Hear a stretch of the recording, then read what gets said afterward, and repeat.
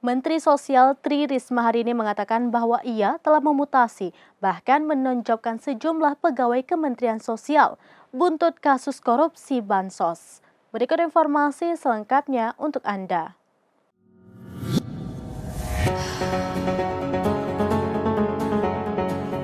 Risma menegaskan pejabat Kemensos yang terlibat korupsi Bansos beras untuk keluarga penerima manfaat atau KPM Program Keluarga Harapan atau PKH periode 2020-2021 sudah tidak ada lagi di Kemensos.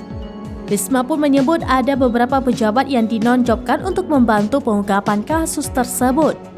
Namun perlu diketahui beberapa pejabat yang dinonjobkan tersebut belum bisa dipastikan apakah terlibat korupsi Bansos atau tidak. Karena itu Risma mengatakan perlu dilakukan pemeriksaan untuk mengetahui keterlibatan pejabat yang dinonjobkan. Pemindahan tugas itu dilakukan agar para pejabat yang terlibat tidak menempati posisi strategis dan bisa dilakukan untuk pemeriksaan.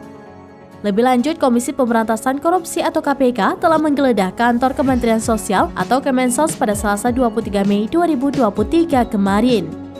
Diketahui penggeledahan itu dilakukan karena KPK sedang mengusut kasus dugaan korupsi dalam pekerjaan penyaluran bansos beras untuk KPM PKH tahun 2020-2021 di Kemensos.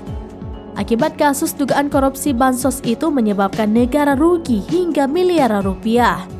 Terkait kasus dugaan korupsi dalam penyaluran bansos beras, KPK telah menetapkan 6 orang sebagai tersangka. Demikian informasi terkini, saudara, saksikan terus beragam informasi terkini dan menarik lainnya. Jangan lupa like dan share seluruh akun selaminews.com.